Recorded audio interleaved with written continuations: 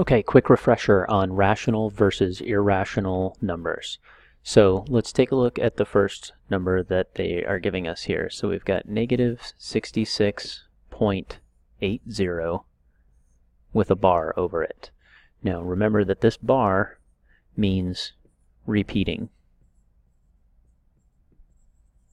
Okay? In other words, it's negative 66.80808080 off into infinity. And anytime you have a repeating decimal like that, it means that it will be able to be converted to some kind of a fraction. Okay, and if it's a fraction, it's a ratio, therefore it is rational. Okay, so repeating decimals are rational. The next one that we have, negative square root of 26.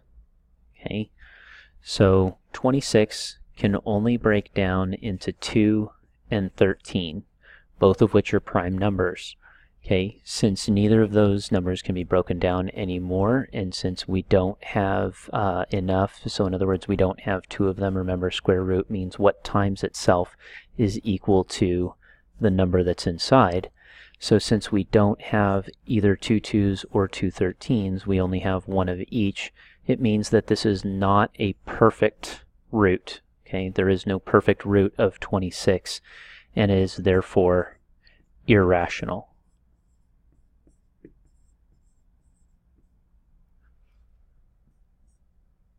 Okay. The next one, we have negative square root of 64. Okay. 64 does have a perfect root, so negative square root of 64 would be negative 8. Okay. Remember, the negative doesn't matter. All we need to know is that yes, it can be written as a fraction. It can be written as a ratio. So whole numbers, including negative whole numbers, so all integers, are by definition rational.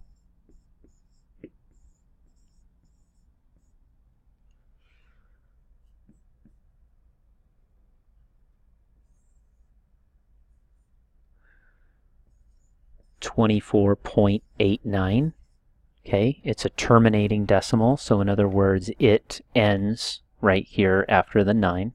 Okay, so it doesn't go any further. We don't have a ... or anything like that. So because it is a terminating decimal, we could write it as 24 and 89 1/100ths, okay, which makes it a fraction, which makes it a ratio, which makes it, of course, rational.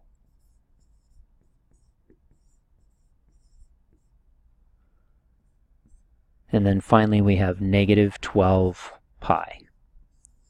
Now, we know that negative 12 is rational. However, pi, because it is an irrational number, it's one of our special irrational numbers. Okay, remember it's 3.14, etc., etc., etc. It never repeats and it never ends. So a non-repeating, non-terminating decimal is always considered irrational.